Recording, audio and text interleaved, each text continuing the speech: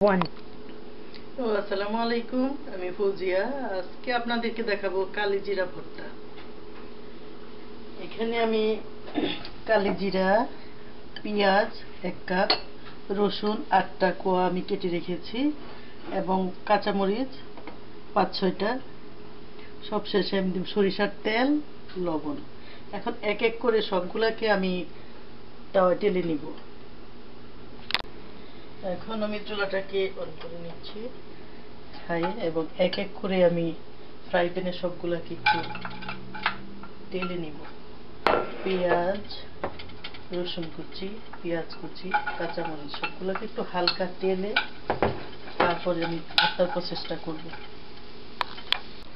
এখন আমাদের কালিজিরা, পেঁয়াজ, রসুন, কাঁচামরিচ সব আমি তেলে রেডি করে রেখেছি। কালিজিরাটাকে এখন আমি গ্রাইন্ডারে দিয়ে গ্রাইন্ড করব। অবশ্য কেউ কেউ শিলপাটাতেও করতে পারেন, এটা একটু কষ্টসাধ্য অবশ্য।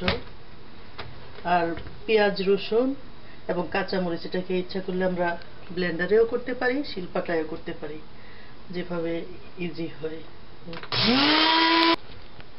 এখন আমাদের কালিজিরা ভর্তা অলমোস্ট রেডি। কালিজিরা এখানে গুঁড়া করে রাখা আছে, লবণ দিয়েছি, লবণটা অবশ্যই সবকিছুতেই পরিমাণ মতো।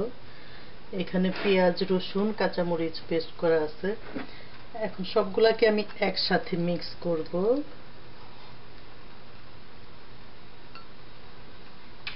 এবং সব শেষে দিব সরিষার তেল। তেলটা অবশ্য পরিমাণ মতো, সরিষার তেলেও টেস্ট অনেক বাড়ায়, জন্য অবশ্য সবকিছুতেই সরিষার তেলটাই অবশ্য উপযোগী। আমাদের কালিজিরা ভর্তাটা খাবারের জন্য তৈরি। কালিজিরা ভর্তাটা অবশ্য খুবই উপকারী, এটা ভাতের সাথে আপনারাও ট্রাই করতে পারেন। খোদা হাফেজ।